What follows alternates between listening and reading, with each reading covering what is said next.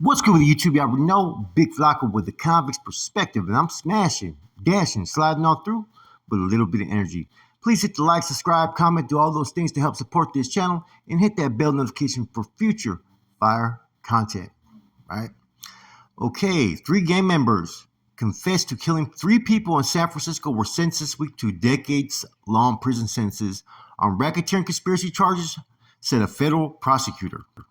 San Francisco Mission District Norteno gang members Fernando Madrigal, 25, Alvaro Reyna G-Boy Cordero, 26, and Oscar Cuddy Guada Diaz pled guilty in February to 1 count of racketeering conspiracy in connection with their roles in the murders and attempted murders of 4 victims, the U.S. Attorney's Office for the North District of California said in a statement. Madrigal, who was sentenced to 33 years in prison, admitted to killing a victim at a parking lot near Candlestick Park in San Francisco in July of 2018 after he pretended to buy marijuana but planned to rob the victim. With an armed accomplice, Madrigal shot the victim, disposed of the victim's cell phone near the San Mateo Bridge, and dumped the victim's body in the Oakland Hills, where it was found over a year later.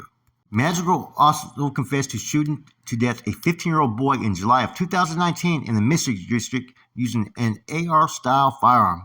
According to prosecutors, Madrigal mistakenly believed the teenager was a member of a rival gang.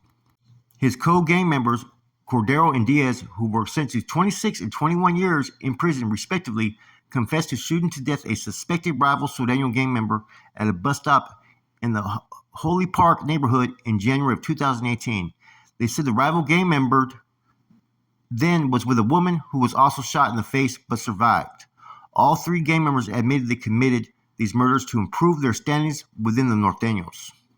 Now, of course, the prosecutors went on to pretty much grandstand the situation. First Assistant United States Attorney Patrick D. Robbins said in a statement on Thursday, "Today's sentences send a clear message that gang members who inflict wanton violence and harm our communities will be arrested, prosecuted federally, and sentenced to lengthy prison terms." So these guys, they stayed in the Mission District for years, right, have campaigned through shootings, robberies, gun trafficking, drug dealing, and extortions on behalf of the Norteños in San Francisco Mission District. Now, apparently there was a brawl that occurred outside of the courtroom. I don't know if it was prior to the sentencing or after the sentencing, right? And see, I did a story on this individual a long time ago, right? Nando, right? Allegedly he was out there with the activities, with the functions, right? But he was pretty much playing, he lived like 2 different lives.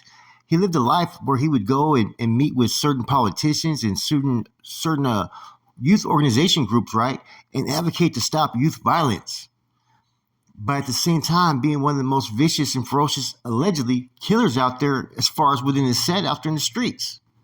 I think in one situation, he went to a thing to where one of the victims had yet to have any justice, and he was there, and the victim's mom was trying to advocate to find out about what happened to her son. Yeah, he was there the whole time, and he was actually the killer. That's some cold-blooded shit if this is true, right?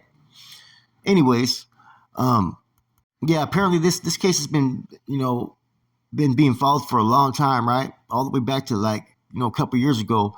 And I think it brought forth a lot of things, right? How people will try to play both sides from time to time, as far as they'll try to be involved in some type of group programs, while at the same time they may be out there with the activities. And the fucked up thing about it, right, is not everybody falls in that category, okay?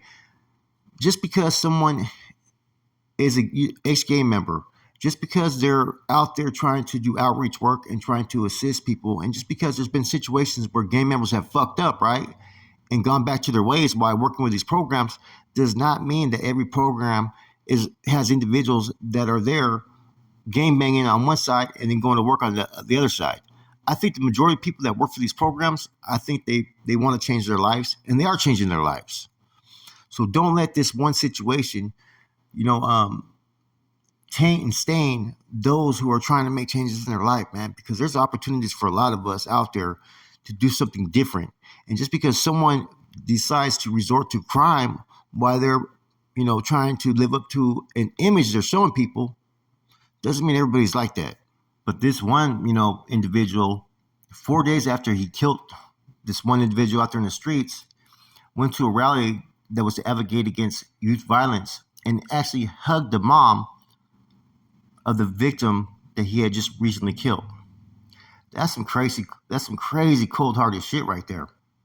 I think there was another hit that he was involved in that they just discussed that I just read, right, which was the one at Candlestick, where they found the body all the way over there, you know what I'm saying, in the Oakland Hills after he got rid of the phone right there at San Mateo Bridge. I think on that one, they were able to use satellites and use the pretty much connections to connect different phones to where it proved he was in the area. And that was another case that was kind of shocking. It was over just some weed, right? Over some weed, he killed the dude to rob him. Just over a little bit, man. Now, Madrigal wasn't just attending these rallies and, you know, speaking a little bit. He was meeting with like key politicians, and he was going into conferences, and he was over there with a PowerPoint and everything, fucking talking from the heart about, you know, trying to stop violence. But while the whole time he was fucking a double agent out there in the streets, gang banging hard. This shit was kind of crazy when this case first came out, right? It's kind of lost a little traction over the last few years because, you know, things get outdated, right? But they all barely got sentenced yesterday. So that case is finally settled. He got 33 years for all that. Now, Madrigal also admitted that he used to travel from San Francisco to Iowa doing drug traffic transactions on behalf of the Norteno gang. He had bulletproof vests. He had AR-15s, man. Like I said, he was living two different lives. Now, what I'm curious about this whole case is this, right? This kid was like literally, he was young. He was in his young 20s, right? He was going to these places, right? And he was speaking about stopping youth violence and, you know, suppressing gang activity out there in the streets. And he was, you know, meeting parents, and he was meeting politicians. He was meeting other people who worked in the field, right? Yeah, he was out there doing the most as far as knocking down oppositions, robbing people, and doing all that stuff, and doing drug transactions out of state, trafficking. What was his agenda when he was in, you know, trying to work out there in the community? Did he really believe in all of the things that he was talking about, but just couldn't walk away from the life? Or was he trying to use that as a shield to shield his activities? That's what I'm kind of wondering, you know? I've always tried to stress that you can't live two lives, you know? Eventually, one of those lives is going to trip the other life up. And is that what happened here? So I'm just curious more like, what was his intentions, you know? Why was he doing that? You know, you would think that putting yourself out there, you know, talking and as far as with the youth and whatnot, yet committing crimes behind the scenes, that would put you more at jeopardy because someone's eventually going to call you on your shit, right? Someone's going to get pissed off at you, and it's going to be really easy to identify you.